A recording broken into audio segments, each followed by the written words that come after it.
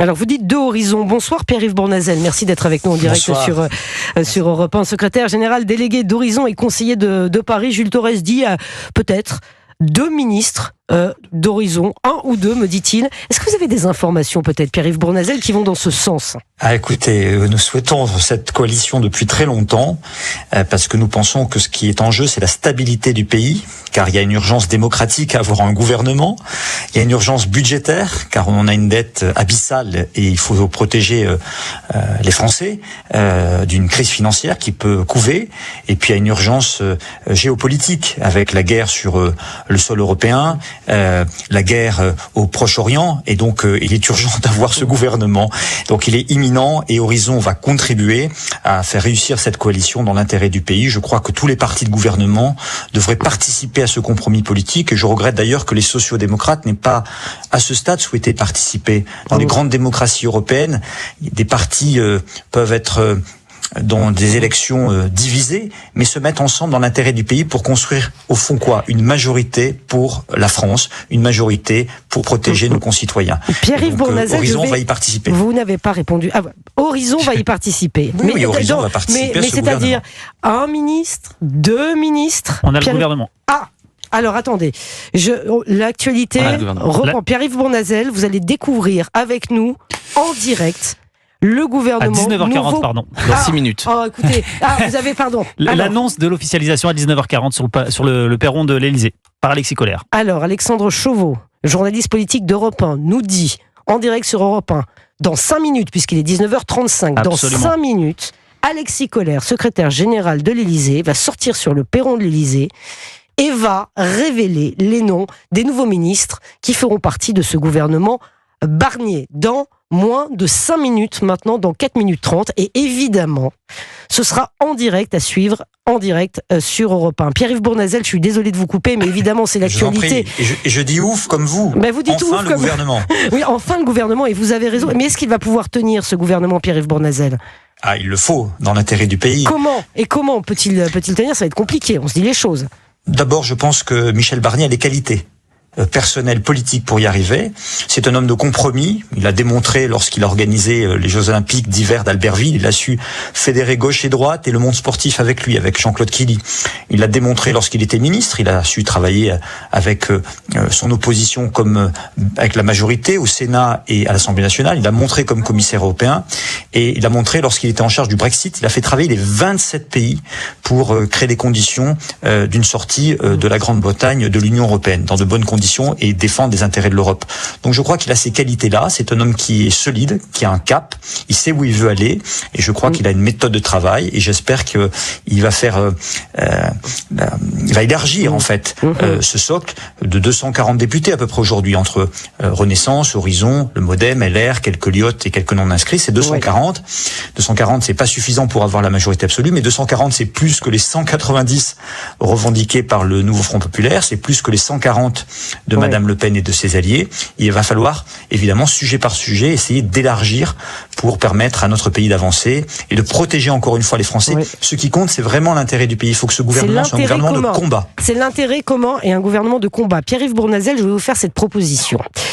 On va revenir dans un tout petit instant parce qu'on va absolument partager avec vous, Pierre-Yves Bournazel, secrétaire général délégué d'Horizon, avec les auditeurs d'Europe 1, en direct, les annonces. L'annonce de la liste du gouvernement de Michel Barnier. C'est Alexis Kohler, le secrétaire général de l'Élysée, qui va sortir sur le perron et qui va donc nommer les personnalités qui seront nommées ministres. On va le suivre en direct sur Europe 1, donc vous ne bougez pas. C'est maintenant, dans 2 minutes 30 à peine. Europe 1 Soir Week-end. 19h, 21h, Pascal de la Tour du Pin. Il est 19h39 sur Europe 1. L'annonce du gouvernement est imminente. Il serait question de minutes, c'est ce que vous nous avez dit, Alexandre Chauveau. De secondes, nous dit Jules Torres. Vous avancez, vous savez que les auditeurs d'Europe 1 vont vous demander des comptes. J'espère. Donc, dans combien de temps C'est-à-dire que en ce moment, les choses sont en train de se mettre en place, puisque c'est Alexis Kohler, le secrétaire général de l'Élysée, qui va annoncer. Et vous connaissez le principe. La dernière fois, Alexandre Chauveau, vous aviez raison, mais c'était un remaniement. C'était pas une annonce du gouvernement, ça avait été fait par communiqué. Là, on est vraiment dans ce qui se fait traditionnellement sous la Ve République. C'est le protocole. C'est Alexis Kohler, secrétaire général de l'Élysée, qui va annoncer les noms et les ministères qui seront rattachés à ces noms, c'est ça ? Effectivement, c'est l'homme le plus intime d'Emmanuel Macron, le secrétaire général de l'Élysée depuis 2017, son ancien directeur de cabinet lorsqu'il était ministre de l'économie à Bercy. C'est un personnage très influent, sans doute le plus influent que les Français connaissent moins, mais mais pas du tout. Nous, on le connaît évidemment, secrétaire général de l'Élysée, mais il n'est pas du tout connu du grand public, Alexis Kohler. Mais c'est lui que vous allez entendre, auditeur d'Europe 1. Exactement. Un personnage très secret, un bourreau de travail, en tout cas c'est comme ça qu'on le décrit, et qui va effectivement prendre la parole. Alors j'ai pas compté, mais ça doit être la 2e ou la 3e fois depuis 2017 qu'il annonce comme ça un nouveau gouvernement sur le perron de l'Élysée, et c'est effectivement un moment très protocolaire qui va s'annoncer dans les prochaines minutes. Avant de parler peut-être des noms qui pourraient composer ce gouvernement, dont on va avoir la confirmation dans les toutes prochaines minutes en direct sur Europe 1, Alexandre Chauveau peut-être, ou Jules Torres, ou Vincent Roy, si vous voulez également, le secrétaire général. Pourquoi est-ce lui qui parle et qui annonce ? On dit c'est le protocole. Mais pourquoi lui ? Parce que c'est la tradition. C'est le secrétaire général de l'Élysée. C'est pas rien, secrétaire général de l'Élysée. C'est lui qui est chargé. Quelle est sa fonction ? Expliquez aux auditeurs d'Europe 1 qui vont entendre cet homme s'exprimer sur le perron de l'Élysée. Quelle est sa fonction ? Là, en l'espèce, il y a une fonction d'homme de main. C'est celui qui va s'occuper de au plus près du président de la République. D'abord, il a la confiance, il a l'oreille. C'est beaucoup, hein. Il a la confiance, il a l'oreille. Les politiques ont besoin d'hommes de main comme ça, d'hommes sur qui ils peuvent compter. Donc il a l'oreille du président de la République, et c'est lui qui est traditionnellement chargé d'annoncer, parce que vous savez que le Premier ministre, si l'on suit les textes, le Premier ministre propose une liste, mais c'est le président de la République qui nomme. Voilà, pour annoncer la liste, c'est le secrétaire général de l'Élysée. C'est le patron après le président, quoi, si vous voulez. Voilà, en clair. C'est le patron après le président. Voilà, c'est extrêmement bien résumé. Effectivement, Vincent Roy et les auditeurs d'Europe 1 s'y retrouveront. Pierre-Yves Bournazel, vous êtes toujours avec nous en direct. Il est 19h42, annonce imminente du nouveau gouvernement. Secrétaire général délégué d'Horizon. Est-ce que vous avez des précisions sur le nombre potentiel de ministres Horizon qu'il pourrait y avoir dans ce gouvernement Barnier? Écoutez, j'ai moins d'informations que vos excellents journalistes qui sont bien renseignés en direct. En tout cas, je crois que ce gouvernement sera un gouvernement de combat, composé d'hommes et des femmes issus du bloc central, de Renaissance, du Modem, d'Horizon, mais aussi de l'UDI, mais aussi de LR, mais aussi de personnalités divers droites ou divers centres. C'est un socle pour pouvoir gouverner. C'est un socle pour pouvoir agir à l'Assemblée nationale, agir au Sénat, agir pour protéger les Françaises et les Français. Et j'espère que ce socle pourra, sur des sujets, s'élargir. Parce que c'est vrai que la situation est compliquée à l'Assemblée nationale. Personne ne peut gouverner seul. Cette coalition, c'est la coalition la plus importante de l'Assemblée. Encore une fois, 240 députés, c'est beaucoup plus que 190 du nouveau Front populaire, car on entend souvent un certain nombre d'acteurs, LFI notamment, ou même des écologistes et des socialistes dire on nous a volé l'élection. Non, il n'y a pas eu de vol de l'élection. Personne n'a gagné cette élection législative. C'est ainsi le vote des Français. Le peuple est souverain. Ils ont décidé d'envoyer une Assemblée nationale très diverse, très hétéroclite, où il faut faire converger des gens qui se sont combattus pendant les élections pour faire quelque chose pour le pays. Donc on va voir ceux qui se comportent dans l'intérêt du pays pour protéger les Françaises et les Français, et celles et ceux qui vont défendre leurs boutiques, leurs partis, leurs intérêts de court terme. Et donc j'espère vraiment qu'il va y avoir un sursaut, parce que le pays le mérite. Les Françaises et les Français ont besoin d'être protégés. On est dans des situations extrêmement graves de guerre sur le sol européen. Nous avons des périls géopolitiques malheureusement devant nous. Nous avons une équation budgétaire particulièrement coriace.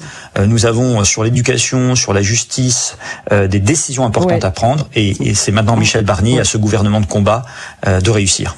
Pierre-Yves Bournazel, je vais vous proposer de rester encore avec nous en direct sur Europe 1, puisque nous attendons d'une minute à l'autre la liste du nouveau gouvernement vélo. Europe 1 Soir Week-end. 19h, 21h, Pascal de la Tour du Pin.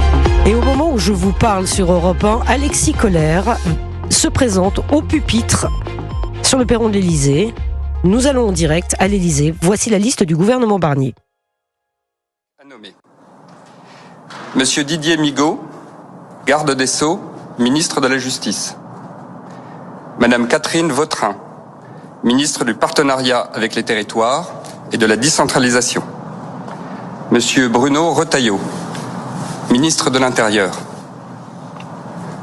Madame Anne Jeuneté, ministre de l'Éducation nationale. Monsieur Jean-Noël Barrot, ministre de l'Europe et des Affaires étrangères. Madame Rachida Dati, ministre de la Culture. Monsieur Sébastien Lecornu, ministre des Armées et des Anciens combattants.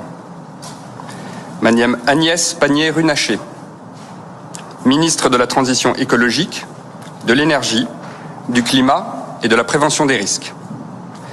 Monsieur Antoine Armand, ministre de l'Économie, des Finances et de l'Industrie.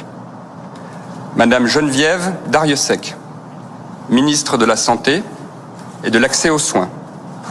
Monsieur Paul Christophe, ministre des Solidarités, de l'Autonomie et de l'Égalité entre les femmes et les hommes. Madame Valérie Létard, ministre du Logement et de la Rénovation urbaine. Madame Annie Genevard, ministre de l'Agriculture, de la Souveraineté alimentaire et de la Forêt. Madame Astrid Panossian-Bouvet, ministre du Travail et de l'Emploi.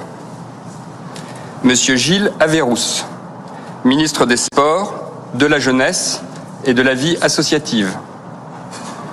Monsieur Patrick Hetzel, ministre de l'Enseignement supérieur et de la Recherche. Monsieur Guillaume Casbarian, ministre de la Fonction publique, de la Simplification et de la Transformation de l'action publique. Monsieur François-Noël Buffet, ministre auprès du Premier ministre, chargé des Outre-mer. Monsieur Laurent Saint-Martin, ministre auprès du Premier ministre, chargé du budget et des comptes publics. Sont nommés ministres délégués auprès du Premier ministre et du ministre de l'Europe et des Affaires étrangères, Monsieur Benjamin Haddad, chargé de l'Europe. Auprès du Premier ministre, Madame Nathalie Delattre, chargée des relations avec le Parlement. Madame Maude Bréjon, porte-parole du gouvernement.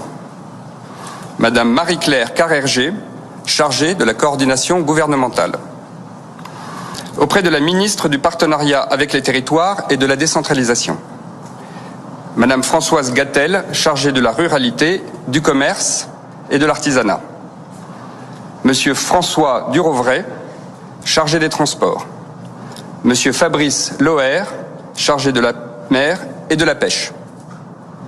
Auprès du ministre de l'Intérieur, Monsieur Nicolas Daragon, chargé de la sécurité du quotidien. Auprès de la ministre de l'Éducation nationale, Monsieur Alexandre Portier, chargé de la réussite scolaire et de l'enseignement professionnel. Auprès du ministre de l'Europe et des Affaires étrangères, Madame Sophie Primas, chargée du commerce extérieur et des Français de l'étranger. Auprès de la ministre de la Transition écologique, de l'Énergie, du Climat et de la Prévention des risques, Madame Olga Givernet, chargée de l'énergie. Auprès du ministre de l'Économie, des Finances et de l'Industrie, Monsieur Marc Ferracci, chargé de l'Industrie. Madame Marie-Agnès Poussier-Winsbach, chargée de l'économie sociale et solidaire, de l'intéressement et de la participation. Madame Marina Ferrari, chargée de l'économie du tourisme. Auprès du ministre des Solidarités, de l'Autonomie et de l'Égalité entre les femmes et les hommes, Madame Agnès Canaillé, chargée de la famille et de la petite enfance. Sont nommés secrétaires d'État. Auprès du ministre de l'Intérieur, Monsieur Othman Nasrou, chargé de la citoyenneté et de la lutte contre les discriminations. Auprès du ministre de l'Europe et des Affaires étrangères, Monsieur Tani Mohamed Swalihi, chargé de la francophonie et des partenariats internationaux. Auprès du ministre de l'Économie, des Finances et de l'Industrie, Madame Laurence Garnier, chargée de la consommation. Auprès du ministre des Solidarités, de l'Autonomie et de l'Égalité entre les femmes et les hommes, Madame Salima Sa, chargée de l'égalité entre les femmes et les hommes. Auprès du ministre de l'Enseignement supérieur et de la Recherche, Madame Clara Chapaz, chargée de l'intelligence artificielle et du numérique. Le président de la République réunira l'ensemble des membres du gouvernement pour un conseil des ministres qui se tiendra le lundi 23 septembre à 15h. Je vous remercie. Voilà donc pour cette annonce en direct d'Alexis Kohler, le secrétaire général de l'Élysée, qui confirme qu'il y aura bien donc un Conseil des ministres lundi. Je voudrais d'abord avoir une première réaction sur la composition de ce gouvernement. On va se dire les choses, chers auditeurs et auditrices d'Europe 1. Au début, effectivement, on a suivi, puis à la fin, pardon. Alors on n'a pas tout compris, Jules Torres, Alexandre Chauveau, Vincent Roy. On a des noms dont on n'avait pas entendu parler, avec des secrétariats, avec des noms. C'est pas un remaniement, c'est un globi-boulga auquel on a assisté. C'est-à-dire que même Alexis Kohler, lorsqu'il parlait, avait, si je puis dire, la pâteuse. Il n'arrivait pas à parler tellement il y avait de noms, tellement il y avait de ministères. J'ai pas compté, mais je crois qu'a priori on est autour de 38. C'est colossal, c'est-à-dire qu'on va avoir une administration. Mais 38, on le savait, Jules Torres. Oui, mais moi déjà ça me choquait. Moi, je suis plutôt gaulliste à ce sujet, c'est-à-dire qu'un gouvernement, c'est entre 25 et 30, pas plus. Et c'est des ministres qui servent, ou des secrétaires, il y a d'État qui servent. Là, on pourra faire la liste avec Alexandre Chauveau dans quelques instants, mais on a des ministres et des secrétariats d'État qui ne vont servir à rien. Il y a des portefeuilles qui ne vont servir à rien. Et le pire dans tout ça, c'est que on commence à connaître un petit peu la politique avec Alexandre. Il y a au moins 10 inconnus dans ce gouvernement. C'est-à-dire que on disait que c'était l'équipe B d'Emmanuel Macron. Eh ben, je retire ce que j'ai dit. C'est l'équipe C d'Emmanuel Macron. Bon, alors, Alexandre. Moi, je compte 41 portefeuilles. Je me suis peut-être trompé sur un ou deux, mais en gros, il y a une donc quarantaine. On a plus de 38. Voilà, plus de 38 en tout cas. Mais attendez, pardon, on s'est perdu à la fin. On est d'accord ou pas? En fait, je suis d'accord avec Jules, mais ça montre la volonté qu'avait Michel Barnier de satisfaire le plus de monde possible, en sachant qu'il fallait respecter les équilibres territoriaux, les équilibres politiques, entre le modèle Horizon, l'aile gauche de la Macronie, les LR. Il y a des nouveaux secrétaires d'État qui étaient pas du tout, dont le nom n'avait pas du tout circulé, qui font leur entrée.